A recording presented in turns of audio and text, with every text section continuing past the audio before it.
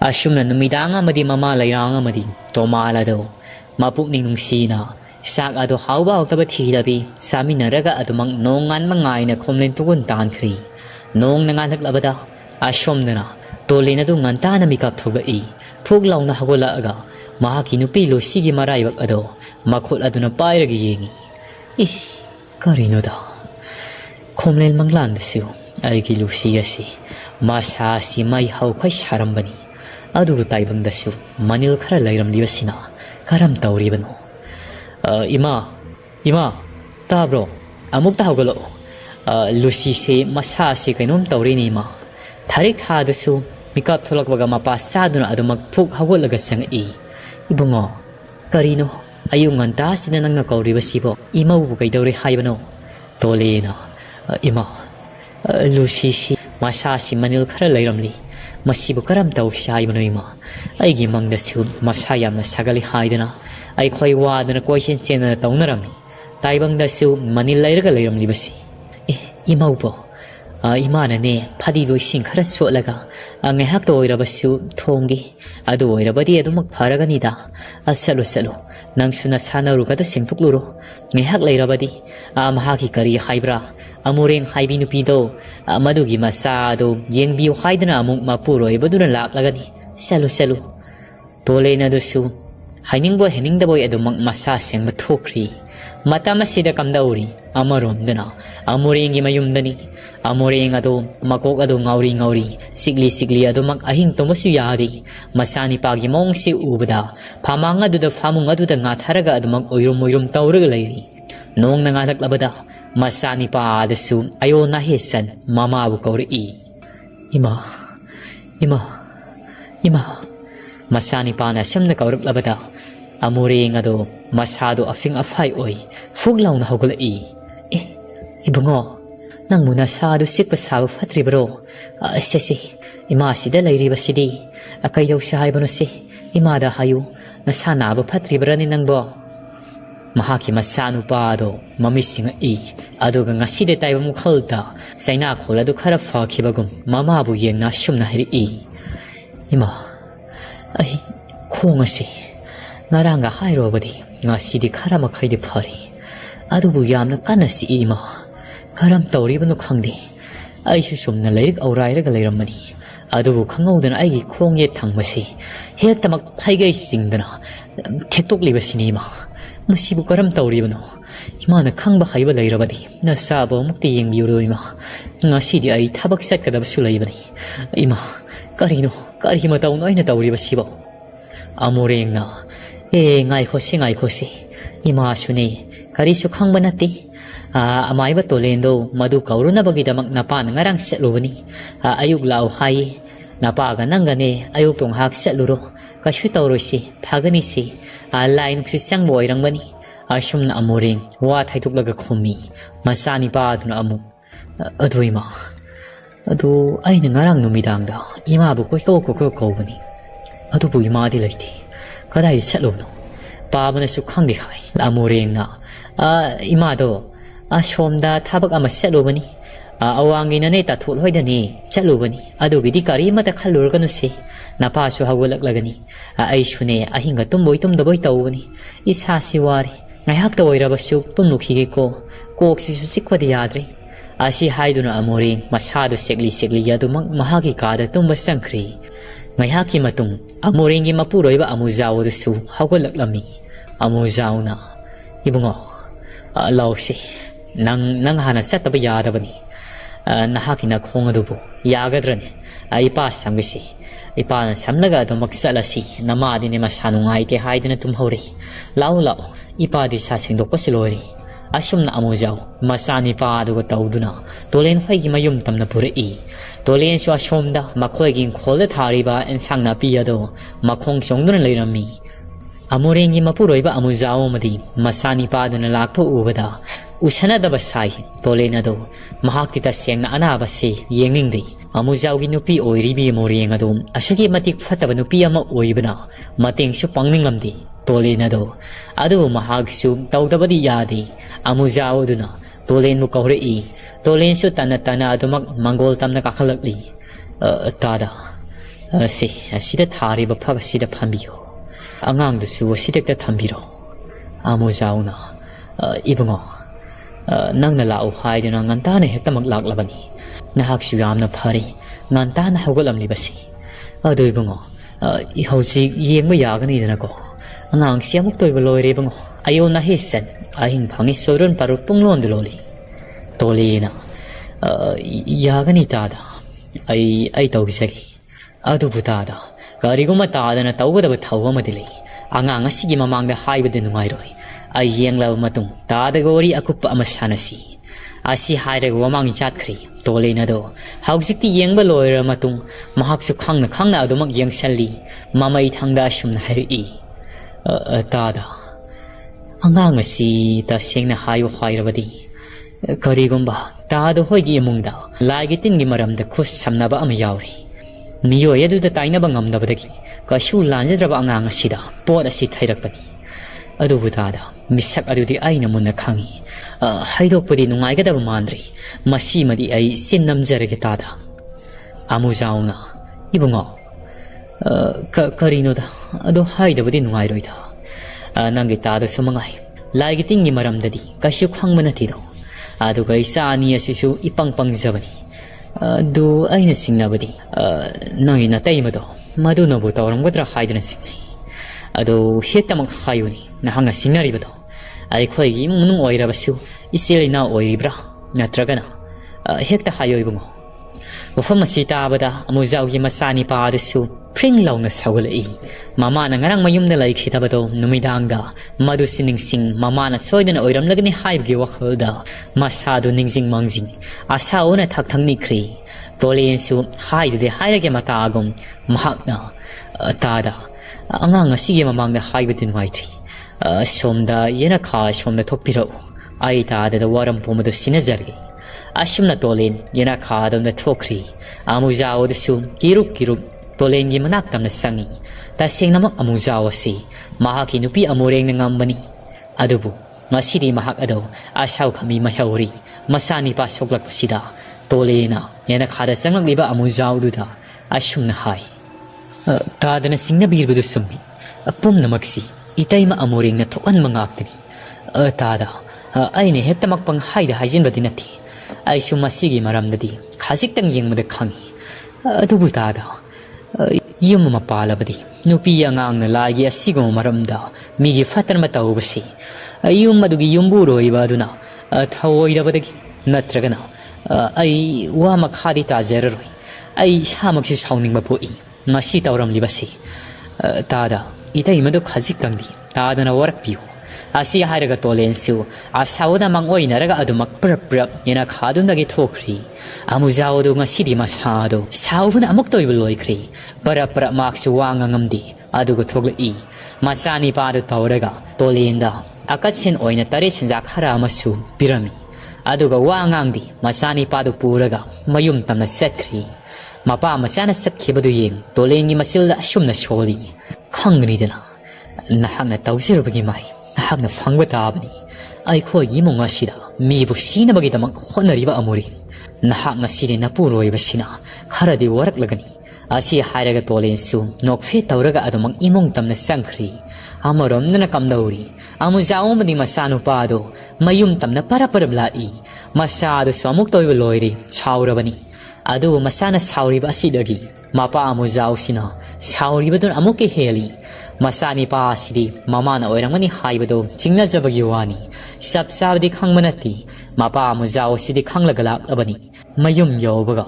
ꯃꯍꯥꯛꯀꯤ ꯅꯨꯄꯤ ꯑꯃꯣꯔꯦꯡ ꯑꯗꯨꯁꯨ ꯍꯧꯒꯠꯂꯝꯂꯤ ꯃꯆꯥꯅꯤꯄꯥꯒꯤ ꯃꯈꯣꯡ ꯑꯗꯣ ꯇꯣꯂꯦꯟꯒꯤ ꯃꯐꯝꯗ ꯌꯦꯡꯂꯨꯔꯕꯁꯨ ꯍꯥꯟꯅꯒꯨꯝꯅ ꯑꯗꯨꯃꯛ ꯁꯦꯀꯧ ꯂꯥꯛꯄꯁꯤꯗ ꯑꯃꯣꯔꯦꯡ ꯑꯗꯣ ꯏꯉꯛꯅ ꯃꯣꯏ ꯄꯥꯕ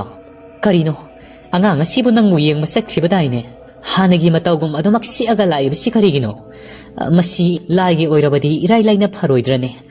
ꯇꯨꯁꯟꯗꯅ ꯈꯣꯠꯁꯟꯗꯅ ꯇꯦꯛꯄꯁꯨ ꯅꯠꯇꯦ ꯑꯃꯨꯖꯥꯎ ꯑꯗꯣ ꯃꯍꯥꯛꯀꯤ ꯅꯨꯄꯤ ꯑꯃꯣꯔꯦꯡꯗ ꯃꯃꯤꯠ ꯈꯥꯅ ꯌꯦꯡꯉꯤ ꯑꯗꯨꯒ ꯅꯨꯄꯤ ꯋꯥ ꯃꯈꯥ ꯇꯥꯔꯛꯀꯅꯨ ꯑꯩ ꯉꯁꯤ ꯃꯤ ꯍꯥꯠꯅꯤꯡꯉꯤꯀꯣ ꯑꯩꯅ ꯍꯥꯏꯔꯤꯕꯁꯤꯅꯤ ꯅꯈꯨ ꯁꯦꯂꯨ ꯉꯁꯤꯒꯤ ꯅꯨꯃꯤꯠꯇ ꯅꯪ ꯁꯤꯕ ꯆꯪꯕ ꯈꯪꯗ꯭ꯔꯤꯕꯅꯤ ꯑꯁꯤ ꯍꯥꯏꯔꯒ ꯑꯃꯨꯖꯥꯎ ปรับอิมงตำนัสังครีมาชานิปาจะซุมมาคงอดุสักลีมังวนทารีบฟิดาดุดฟัมมาดมามิดขานเยงีอดุกอชุมนะให้อิมานังนตัวรีบสิกรีโนไอ้ข้อยป้าบ้ามันดีไอ้ข้อยเลยหาสิการีมาแต่ขังรีบสิกรีโนพัดแต่ว่ามนุษย์ขังไงดูอ้วนรีบกรีโนอิมาเนี่ยตัวบุกินัตบระอิมาแต่ตายนับงำดับตะกี้ไอ้งอนดูอ้อยในหลังรีบสิมาสิปมนุมักอิมานะฮังนะทุกอันมังอักเตนนะสานุปายเนี่ยสวยนายระบดีนะฮักปีละกันระไอ้นะให้รีบสิมีมาไอ้พัดพักเสนยุมมาสิทัดุกลำละก็สักทีนี่นะข้อยนุ่งไงเลยอาศัยหาเรื่องมาสานิปาดิสูมาคงอดุสิอากาศมักมากิกาตำนัสัตครีเมื่อกี้มาตุงอมูเรียงอดุสูมาปุโรยบะอมูเจ้านึงสิตาวรีบสิมาอักษุอิงังอีสาวพาราบอยนิงมาปุโรยบะกิมานักตำนัสังอีอมูเจ้าอดุเดชมดามันนิงดามาโคตรใส่ชัวมาไปเรื่องอดุมักเลยมากินุปียสิงทินดาระกิให้บกิมาตากุมนีตันใจยังลิบันีมาใช้เด็กอมูเรียงนะมวยป้าบ้าละสักสูไอเนลชินลาบันีสักสัตว์ของอับตาวรสีอามูจาวดูมาหังนาไปริบสัยดูวางนาทางกะลีว่าดิ่งอังดีมาขีดอดูครักสิมาคินุปีอามูเรียงสิบุทินทับฮอร์กลามีอามูเรียงดูงาสิดิกับเล่าลาวรีมาสานิปามันดีมาสานุปีอันนี้ดูสูมามานาตาวรีบฟัตตาบัสีขังบันีนาขามดีมาคอยชมาคอยทุกบะตาวรักเลยมาสานิปาดูดีเปลีมามาดังสิฟูบัสีอูบดามารำจัดสินะพูนี่ไอ้ข้อยป้าบสินะฮันมาใครเรียนนุปีนึงมั้ยงาสิเดียสิมังไงเดนะนี่ป้าถุยนะอามูเจ้าเดียชมดามาหากินุปีดูบุใจทางเดนะมาคุลาดูนะไปริบสัยเดนะชาพูกันสิลีผู้บยาบุผู้รมาตุงเสียชัวดูตั้งไข่ตานักเทกอบดาเลียบครีอดูกับอามูเจ้ามาซาดูทักนิกลกาดูมักมาปาลตำนัทโทครีสารอยนั่งนัทงจิบสักอดูนัททันเดซ่าสารอยไฮระบดีลูกค้ากรมได้ให้ดูรู้สึกนุปีฟัตวิมีเกฟัตบะตาวระบดีนัสฮาร์สุรุงลิไฮเบสินะฮักเอาริบกรีกินามาตุงเดตาวกิเซนนะฮักไอเนกไอดูบกิไฮบดียังนับปามยกคนกระดับนี้อาศัยไฮระกะมูเจ้ามาซาร์ทักทางนิกลกาดูมักอาชาวขมิมาเฮาระกะดูมังมังโกลีโคกเตนดางาทระกะฟามีอดูบัวมูเรียงอดูดีมาซาดูเล็งมาอดพังหำดรีมาไม่มามิดมาซาสินมาทงนับปุ่งพูมีผู้บยาบผู้ระบมาตุงตับตังไว้ฟูระกตัวระกเลยรับมาตามาสิดามาสานุปียดูสังอีนกเฟตมาสานุปียดูมากิมาตาวสิบุยิงอาสุมนะฮิอีอิมาละโอสักสารสิละโอเฮาสิกตาสักสารสิให้ดันกอรมบดายเนี่ยไอ้ดิสักปุ่นทุนนลามีอาโมเรงอดูอายอนนะเฮสันมาสานุปีบัวสุมนะเสรีอีให้ที่บงเล่าเจ้าไอ้น่ะสุกันนะป้านะผู้ระบสิพาวบะนักคอยนักเชลน่าเยงนั่นอะไรบ้างนักโตคำดูก็สุคำดูตบะนักคอยไอ้เสียกับพี่โลโก้นักที่บงดูสาวไอ้เด็กที่สิจักรดีอาศัยให้ดูนะอโมเรงมาเชลได้สวยงามลังกะอดูมันนิงกีว่าคงอดูตำนักสังครีอดูกับมักคงสังเกติงทอกดูนะมาบุกเอาระกกับสรีมาสานุปียดูสูการีบุให้รู้กันดับโนให้ฟังขังจะดีมากิมาตาวสิบุยิงสิท่าไงหนูอีอามารมณ์นั้นตัวเล่นดูสูงาสิเดียมุกตัวอีบลอยฮาราอุรีมากินุปีลูซียดูสูนุงชาคาราคราสักลักลาบดามาสามันิลคาราไลรามาดูสูปุ่งพาครีมาคอยกิมุงดันห้องนั้นอามุกโกกสารัมบดงาสิดิพาครีอามุเจ้าน่ะสวยดนามักกีอามูเริงอดูพาสินะพุทธรังมันนี่หายบดตัวเล่นสุขังลำมีมาตามมาสิดาไลรางมาดีมาสานิปาโตมาลาดูปรับตัวเล่นให้ยิมายุมตำนละอามีตัวเล่นนี่ทงเกาหยอกสิลักลีมาสานิปาโตมาดูดีสังบดคิตั้งเด็กเขาตกใส่มาไลรางดูนะมังธนาสังอีไลรางน่ะมาสานิปาดาอีบุงอนางสิสุโกอันนั้นกันขบุนีน่ากิมาตัวทันดาฮันให้เจ้าขายบดเฮ็ดตมักยาดีมาคอยเดสังบัดตะเล่นอดูมักให้ระกเลยรีลาโอมายุมสิเอารีตัวเล่นเนี่ยนางนับพัชนะให้เจ้าก็ได้บันนี้เสียหายตระมาสานิปาโตมาดูตัวเล่นยี่มายุมตั้มปุชละอามีตัวเล่นสมังโกลดาฮาราวมโมโนง่ายนั่นเลยเจรามีทงกาลมดาตัวมาละมาดีมาเลยรังนัสังตุอุบดานกละมาไม่ทงหาดูขังเงินฮันเจลีอดูกับมาซาดูอาชาวมาดีมังวินอรีอดูบุลลาเจตระเบยตัวมาเกมาเลยรังสังลักปัสสิดาอีกายคุมนับอุลีอินเน่สังบิโรการีทับกิลักน้อยเนี่ยลักทุกทับกุยเรดาไลรางนะให้บังน่าอุณาบลักลีบันนี่อินี่เฮตตะกักลาเกโกให้บังตัวมาละโอ Nangyo oza maiba Tolen su asida lairibasi wari sarasi lao. Tomalna Tolen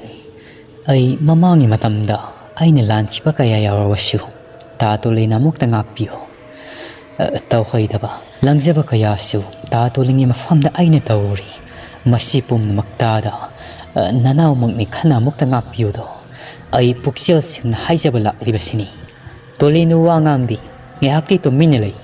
adubo ngayaki matung layrang na amuk Tolen buyeng asyum na haijarak-lami Ibungo nanaw sina haijarak-libasi nahakpo amuk tadi ngakpiyo ay nasu nangun haijaribasini mamangi matamda mahang na wakal taada na tawkiba tabak singado nahang na ngakpidrabadi bungo nanaw asi mapunsi sukpa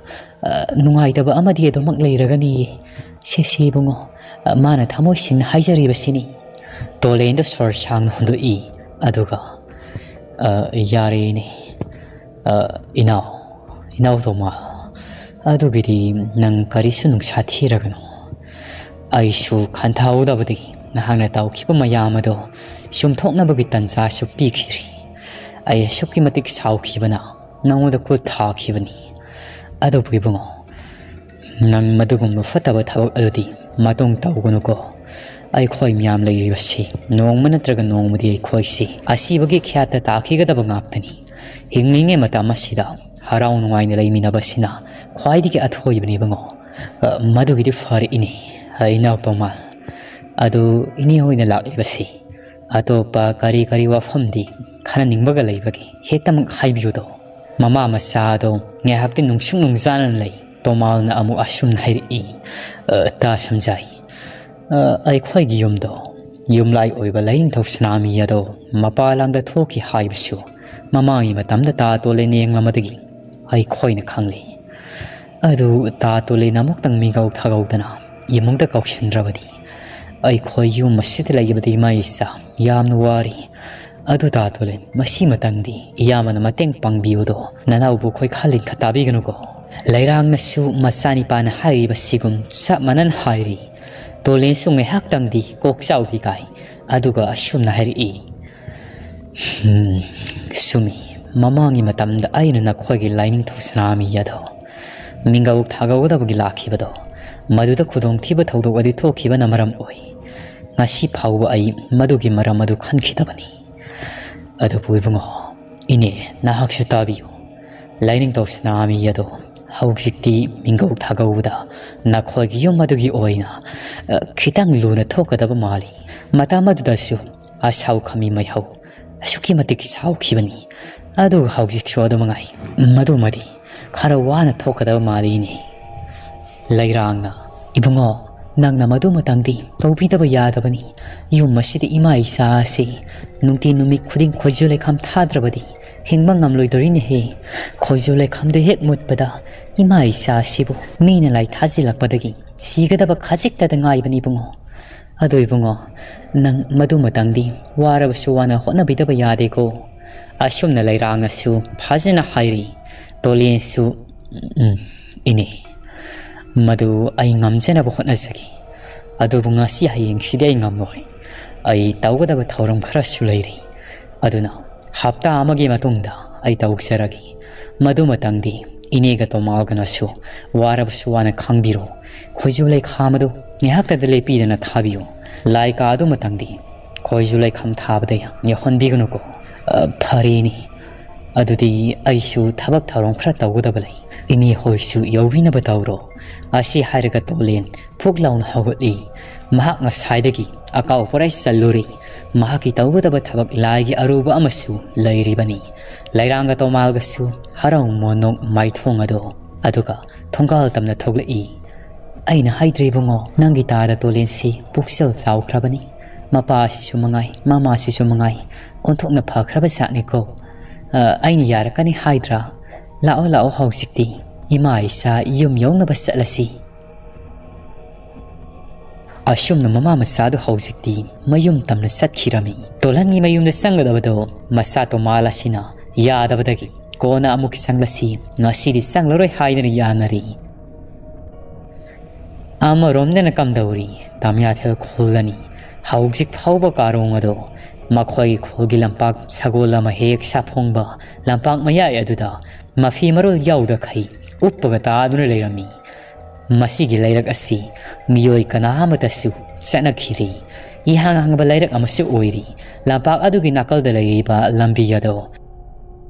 ꯍꯧꯖꯤꯛꯇꯗ ꯅꯨꯃꯤꯠꯅ ꯋꯥꯇꯣꯜ ꯂꯣꯡꯈ꯭ꯔꯕ ꯃꯇꯝ ꯑꯁꯤꯗ ꯀꯥꯔꯣꯡ ꯑꯗꯣ ꯃꯃꯤꯠ ꯇꯞꯅ ꯇꯞꯅ ꯄꯥꯡꯊꯣꯔꯛꯏ ꯃꯃꯤꯠ ꯄꯥꯡꯊꯣꯔꯛꯄꯗ ꯃꯀꯣꯛ ꯑꯗꯨ ꯉꯥꯎꯔꯤ ꯉꯥꯎꯔꯤ ꯃꯍꯥꯛꯅ ꯂꯩꯔꯝꯂꯤꯕꯁꯤ ꯀꯗꯥꯏꯗꯅꯣ ꯍꯥꯏꯗꯅ ꯃꯨꯟꯅ ꯃꯨꯟꯅ ꯌꯦꯡꯖꯩ ꯀꯗꯥꯏꯗꯅꯣ ꯑꯩꯅ ꯂꯩꯔꯝꯂꯤꯕꯁꯤꯕꯣ ꯃꯁꯤꯗꯤ ꯂꯝꯄꯥꯛ ꯅꯠꯇꯕ꯭ꯔꯅꯤ ꯃꯥꯅꯤ ꯉꯥꯏꯈꯣ ꯑꯩꯒꯤ ꯐꯤꯁꯨ ꯑꯃꯠꯇ ꯌꯥꯎꯗꯕꯁꯤꯕꯣ ꯃꯁꯤꯕꯨ ꯀꯔꯝ ꯇꯧꯔꯤꯕꯅꯣ ꯉꯥꯏꯍꯥꯛꯇꯪꯗꯤ ꯃꯀꯣꯛ ꯑꯗꯨ ꯉꯥꯎꯏ ꯑꯗꯨꯕꯨ ꯃꯤꯀꯨꯞ ꯈꯔꯒꯤ ꯃꯇꯨꯡ ꯈꯪꯅꯤꯡ ꯑꯃꯨꯛ ꯅꯤꯡꯁꯤꯡꯑꯝꯃꯤ ꯆꯨꯝꯃꯤꯗꯅ ꯑꯩ ꯉꯔꯥꯡ ꯈꯨꯜ ꯑꯁꯤꯗꯒꯤ ꯈꯔ ꯂꯥꯞꯅ ꯂꯩꯕ ꯃꯃꯥꯡꯒꯤ ꯃꯇꯝꯗ ꯐꯠꯇꯕ ꯂꯥꯟꯃꯩꯅ ꯂꯩꯔꯝꯕ ꯎꯃꯪ ꯑꯗꯨ ꯇꯝꯅ ꯆꯠꯈꯤꯕꯅꯤ ꯃꯗꯨꯗꯒꯤ ꯑꯩ ꯒ꯭ꯌꯥꯟ ꯇꯥꯈꯤꯗ꯭ꯔꯤ ꯆꯨꯝꯃꯤ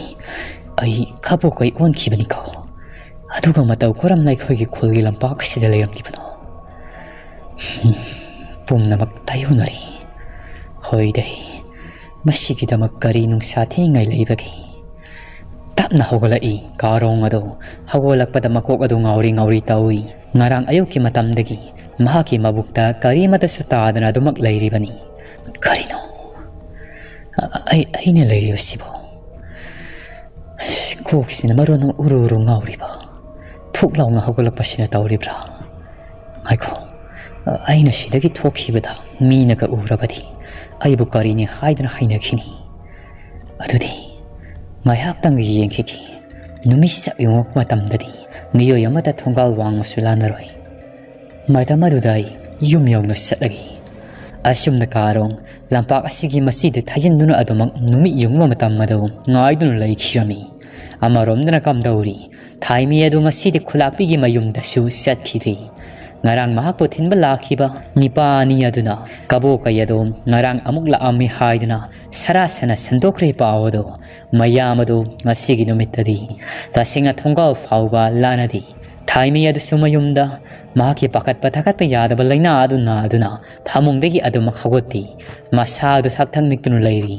ꯃꯥꯂꯤꯌꯥ ꯑꯃꯗꯤ ꯃꯇꯥ ꯃꯆꯥꯔꯨꯅ ꯃꯃꯥ ꯑꯗꯨꯕꯨ ꯊꯧꯒꯜ ꯇꯧꯖꯔꯤ ꯃꯥꯂꯤꯌꯥꯗ ꯃꯃꯥꯒꯤ ꯃꯅꯥꯛꯇ ꯆꯪꯉꯛꯏ ꯑꯗꯨꯒ ꯏꯃꯥ ꯏꯁꯥꯗꯨꯕꯨ ꯈꯔ ꯐꯠꯇꯤꯕ꯭ꯔꯅꯤ ꯁꯤ ꯏꯃꯥ ꯑꯩꯅ ꯆꯥ ꯈꯔ ꯂꯣꯜꯂꯛꯄꯅꯤ ꯆꯥ ꯁꯥꯕꯁꯤ ꯈꯤꯇꯪ ꯊꯛꯆꯜꯂꯣ ꯏꯇꯥꯅꯗꯤ ꯑꯁꯣꯝꯗ ꯆꯥꯛ ꯊꯣꯡꯍꯧꯔꯤꯕꯅꯤ ꯉꯥꯏꯍꯥꯛ ꯂꯩꯔꯕꯗꯤ ꯆꯥꯛ ꯏꯟꯁꯥꯡꯁꯨ ꯂꯣꯏꯁꯤꯜꯂꯒꯅꯤ